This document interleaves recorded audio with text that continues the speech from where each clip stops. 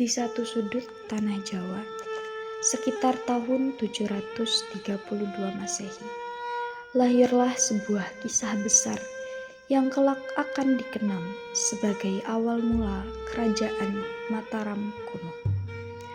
Masa itu bukanlah masa damai. Negeri tengah diliputi kekacauan, perebutan kekuasaan, ketidakpastian, dan perang saudara menyelimuti tanah Galuh.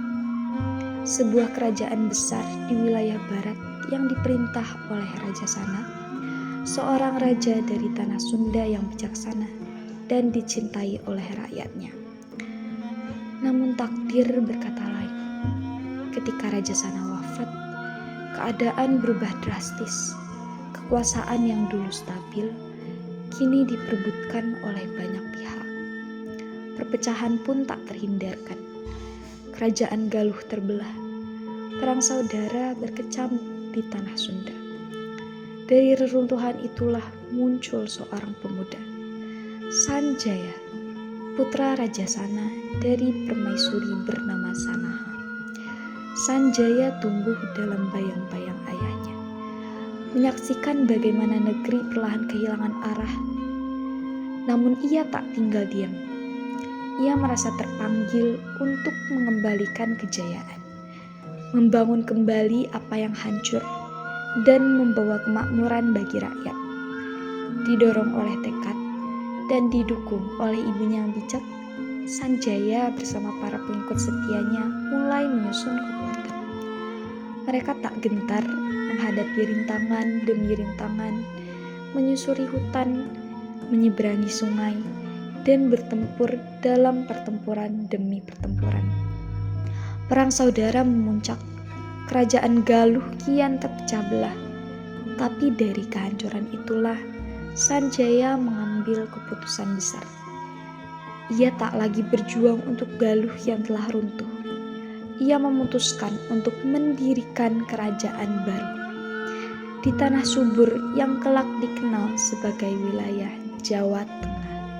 Ia menancapkan tonggak sejarah. Lahirlah kerajaan Mataram kuno dengan Sanjaya sebagai raja.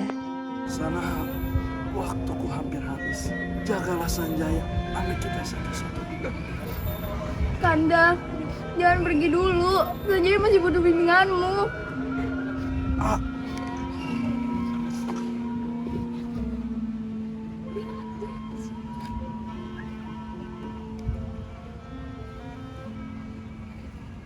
Raja Sana sudah tidak ada. Kita butuh pengganti baru. Bukan kau, dan juga bukan aku, tapi Sanjaya yang berhak menjadi raja baru. Dia masih anak-anak, bau kencur. Wah! Sudah. Sanjaya bukan hanya warisi dari daging raja, tapi dia juga warisi kebijaksanaan raja, ayahnya.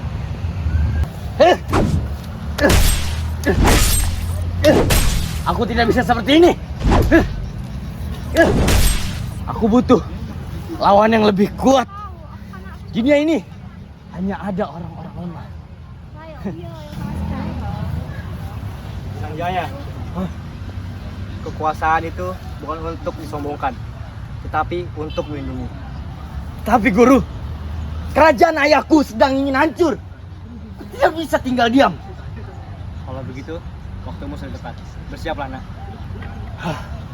Kau boleh gua. Sungguhnya, aku ini adalah penerus ayahku. Dan aku akan merebut kerajaan Mataram kuno kembali. Persembahkan hidupku untukmu, guru.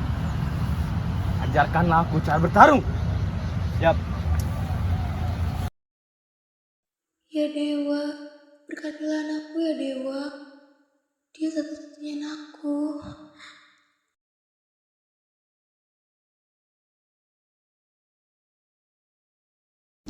Mataram!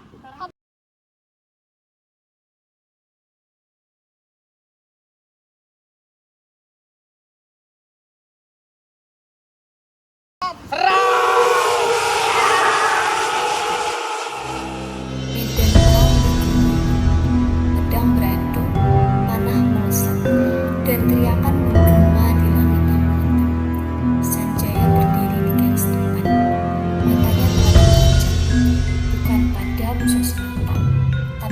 pada masa depan yang ingin ia rebut. Satu persatu penghalang runtuh. Para penentang dikalahkan, bukan hanya dengan kekuatan, tapi dengan keyakinan yang tak tergoyahkan. Sanjaya bukan sekadar berperang. Ia membuktikan bahwa tanah ini membutuhkan pemimpin sejati. Dan akhirnya, di atas abu pertempuran, di atas tanah yang dahulu hancur karena perebutan kuasa, Sanjaya bangkit. Ia mendirikan kerajaan baru. Kerajaan yang ia bangun dengan darah, keberanian, dan cinta untuk rakyatnya. Di bawah pemerintahannya, lahirlah harapan. Tanah itu menjadi rumah bagi kedamaian. Kerajaan itu menjadi lambang kekuatan dan ketentraman. Sanjaya telah menepati janjinya. Ia bukan hanya memenangkan perang, tapi juga memenangkan hati bangsa.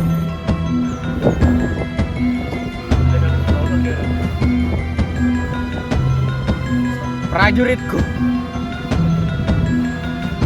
kita telah memenangkan perang ini. Sebentar lagi, Mataram akan kuambil alih, lalu menjadi kepunyaan untuk merebut kembali tanah dari ayahku. Hidup Mataram kuno!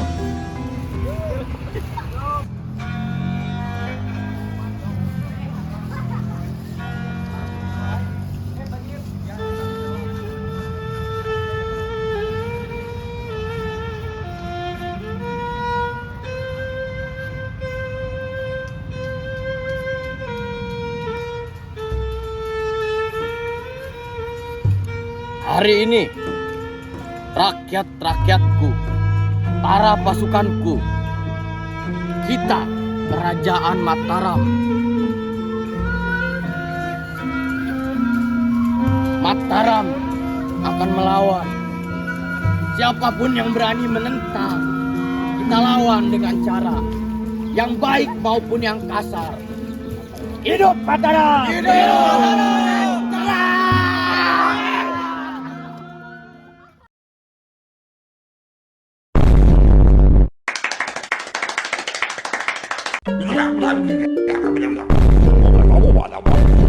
Hidup Jokowi!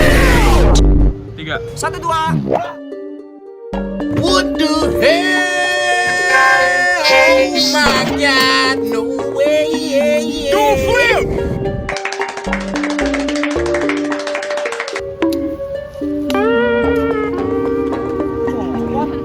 Itu apa dah?